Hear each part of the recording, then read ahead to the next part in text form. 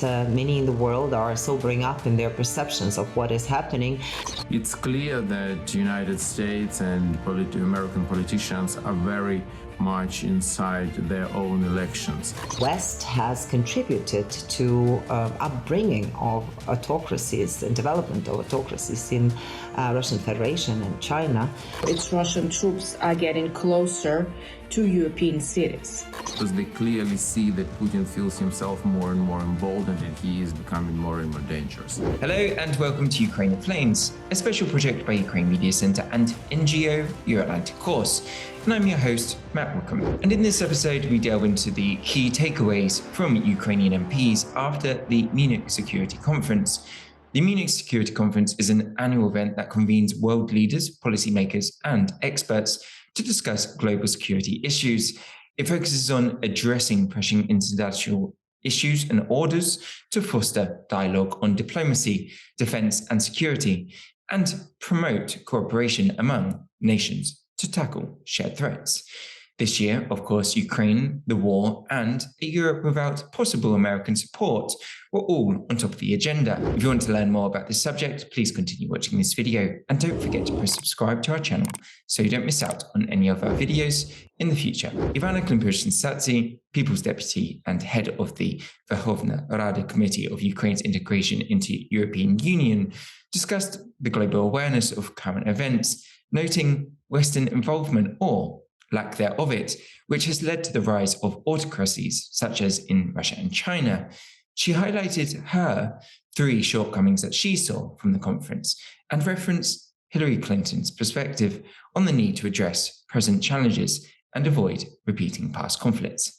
Let's take a listen. Munich Security Conference is definitely the biggest, not only European, but probably global security platform where the security situation is being analyzed, assessed, and some of the ways of tackling the problems are being suggested. And on the positive side, on this latest security conference in Munich, we have seen that many in the world are sobering up in their perceptions of what is happening, that there is much more understanding of the global impacts of the Russian aggressive behavior. There's also understanding growing among many that the Third World War is basically already ongoing, but in a fragmented and hybrid formats. And that maybe if the free world, including the EU, would take the decisions faster, then we could have seen a different situation right now in the war of Ukraine trying to defend itself against Russian Federation. But I'd like to focus more on some of the things that were lacking from my perspective during this Munich Security Conference. I do not agree, first and foremost, that the reasons for the geopolitical security situation that we are finding ourselves in are lying somewhere in the fact that gains after the Cold World War were far from equally distributed, and that has led to the dissatisfaction of the status quo. From my perspective, three major things have led us to today's security situation. First and foremost, that is the situation, the belief that economic integration with former or current communist regimes would lead to their acceptance of the humanistic and democratic values of the West. Secondly, we have seen also a certain devaluation of those very values in the Western societies in exchange for prosperity. And thirdly, that is disappearance of the security matters from our common agenda, probably predominantly led by the belief of the Fukuyamist end of history and victory of liberal democratic civilization understanding. So basically, the very West has contributed to upbringing of autocracies and development of autocracies in Russian Federation and China. And we are bearing the consequences right now. So we see that in February of 2022, Russia and China have actually adopted common manifesto with which they have actually announced the war to the West. And Russia has started immediately to implement it by transferring the war in Ukraine or against Ukraine rather into full-scale invasion. So we would have to discuss, from my perspective, in Munich Security Conference, the existential crisis, as Hillary Clinton has put it, rather than just accepting the very facts where we are today without actual proposal to the solutions that we can deal with. So again, I really believe that Hillary Clinton has best formulated the perception of today's security situation in the Western world. She was saying that we are afraid of something that we already have seen in the past, because we do remember the Second World War, we do remember the Cold War, other wars, we do remember the disintegration of the Soviet Union, but we don't want to go through this once again. And that's why we are just refusing to believe in the reality, to accept the reality that we are seeing with our own eyes, because to recognize this reality is pretty disappointing. And she was saying that even though it's very difficult to accept that reality, but we have to do this. And that means that today still the Western lens is, on the security situation is pretty childish, and we are not there yet with the mature position of the elites and the societies. Even the whole, report that was published for the Munich Security Conference with the title "Lose-Lose," even with a question mark, is speaking to the fact that we do not understand and don't accept the reality. Because you can have lose-lose or win-win with a partner, with, maybe ally or maybe counter-agent in business, but not with the real foe, not with the enemy. In the war, you can have either victory or defeat. You cannot have a win-win, lose-lose. You cannot have even zero-sum game. You can have, as I said, victory or defeat, or maybe the ceasefire. But today we have to understand that all the efforts of the Ukrainian people are right now focused on actually getting to that victory. And thus the whole free world should be focused and concentrated on helping Ukraine in this efforts. And otherwise, all of the efforts that we've been taking up till today will be in vain. And not understanding that not acceptance Ukraine into NATO, or not even inviting Ukraine into NATO in the nearest time, is only going to prolong this war, is yet again another characteristic of our non-clear lens on the reality that we are seeing in the security sector today. Next, Alexei Honcharenko, MP, expressed caution optimism amid concerns, particularly focusing on developments in the US, but he emphasized Ukraine's importance at the meeting, which was recognized throughout the whole event, and noted how there is a growing awakening now in the EU of the threat Russia poses, while highlighting debates within Europe after Macron's consideration to send troops to Ukraine, which Alexei Honcharenko sees as a positive sign. I would start from the beginning that I can't say that they're very inspiring. And there are a lot of concerns, but also there are some hopes. So let us speak about this. The main concern and the main problem is definitely what's going on in the United States. And unfortunately, a very big and important American delegation led by Vice President Kamala Harris, which included congressmen and senators, both from Democrats and Republicans, Unfortunately, I can't say that this delegation showed us that the United States can really come through these obstacles and challenges and make a decision which the whole world waits from them. The supplemental package to Ukraine, courageous decision on Ukraine, path to NATO, and so on. It's clear that United States and American politicians are very much inside their own elections, and they in reality were arguing more with one another than explaining everything to European audience.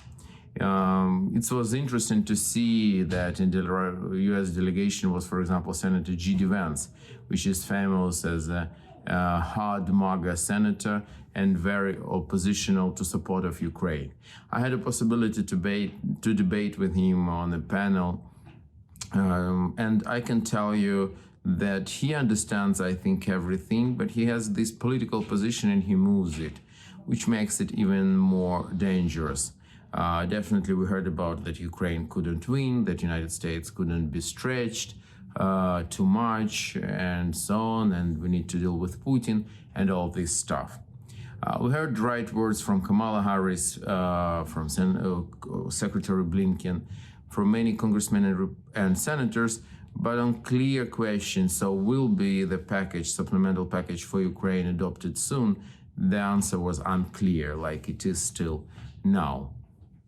What is also is important is that my question about membership of Ukraine in NATO was ignored both by Secretary Blinken and Chancellor Olaf Scholz, whom I also asked it, and they both came from the answer on this important question. So it's clear that for the moment there is no political will to support Ukraine on its path to NATO, to make a next step at least, to send Ukraine invitation on NATO summit, anniversary summit in Washington this summer. This is from not good side. Also, we can say that many are scared about what's going on, especially Eastern European countries, because they clearly see that Putin feels himself more and more emboldened and he is becoming more and more dangerous. Now about good moments. First, and that Ukraine was the main topic, despite the fact that Middle East was discussed, definitely, but the main topic was Russian aggression against Ukraine, threat from Putin and NATO and all these issues. That's important, that's good. Second is that Europe finally woke up. And what we see now, the summit from President Macron, which is very important with the debates about possible sending of boots on the ground to Ukraine, which is another topic, but very important. But it is a sign that I saw also in Munich, that Europe woke up. France and Germany, especially Germany, I could tell you. But the problem is with position of Chancellor Olaf Scholz. But in general, German politicians, MPs, generals, businessmen, officials are very much united around support to Ukraine and understanding the threat from Putin. And that is very good. And they understand that they will need to step in if United States will decide to isolate themselves. Yevgenia Kravchuk, MP, discusses the ongoing focus on Ukraine, including the withdrawal of Ukrainian troops from Avdiivka at the same time of the conference, and President Zelensky's efforts to secure aviation support, as this will be crucial in Ukraine's defense this year. She emphasizes the threat posed by Russia, understood by military generals across the world, but still notes that politicians lag behind. Let's take a listen. A few thoughts after the Munich Security Conference. Obviously, Ukraine is still in the focus of attention of the world, and especially of the European continent and the Western world, the democratic societies.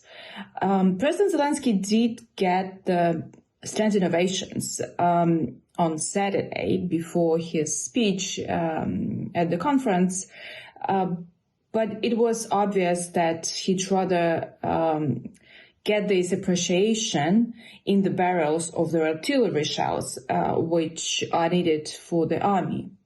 Actually, the conference was at the same time when Ukrainian troops had to withdraw from Avdiivka because of the large superiority of Russian troops in the air, using these cups, bombs, automatic bombs that are thrown from the jet planes, and we're still waiting for the F-16 to be deployed in Ukraine, and the end of the training, but also the huge disproportion of the artillery that Ukrainians and Russians are using every day, and it's the difference is 1 to 7. And of course, the disproportion of the manpower is still in place. So everything influenced, I think, the discussions during the security conference. And as rightly Minister of Foreign Affairs Kuleba mentioned, it's not just the results are not that Ukrainian troops are withdrawing for this, 500 meters or kilometer into the mainland of Ukraine, but also its Russian troops are getting closer to European cities. And it was obvious that generals already understand that Russia can and probably will attack other countries, even NATO countries, and they are preparing for the long run. Politicians are starting to understand it, but politicians are blinded, of course, with the elections, the polls, whatever people think in their countries, and it puts on them additional pressure. But we can say that there are positive signs in that as well. And the vivid example is Germany. Germany is going to spend finally 2% of GDP this year on defense. And Scholz, when he was giving his speech, he actually underlined this number. And later in the discussion, he even said that it could be more. He is not there with Taurus. And I think Germany should get, good credit for what they do, because Germany is actually second largest contributor to Ukraine in the terms of military aid, but not given the long-range missiles is still, puts all other aid, I would say, in shadow. Other good things is that there are quite, I would say, outspoken leaders, political leaders in Europe that say we have to deliver everything needed. And that's the Prime Minister of Denmark. She said that Denmark will be giving all of their artillery Denmark has to Ukraine, because Ukraine need it at most right now. Of course, the shadow of American elections was there, as some speakers said, and I think journalists that were writing about the Munich Security Conference, though Trump was not at the conference, the return to his words about NATO and everything was almost on every panel that was about the security. And of course, all of the most of them, I would say, most of the members of American Congress said that the vote will be there. They don't know how and when, but this supplementary item will be voted. And of course, the biggest pressure was in these questions on the members of the House of Representatives. And basically, both Nancy Pelosi, the former speaker, and Republicans that I personally met, so from both parties, they said that if the supplementary would be put on vote by Speaker Johnson, like today, it will get 300 votes. because the majority of representatives do support both aid to Israel and to Ukraine. And the biggest stop is how to get it on the floor. And of course, because there are some budget supplementary or budget items that have to be voted to avoid shutdown. So basically, the signals were sent over the Atlantics, and this time Europe was asking the United States, so when will you get in, And because of the 50 billion package is there from European Union, countries are willing to spend more on defense, but it has to be the common goal.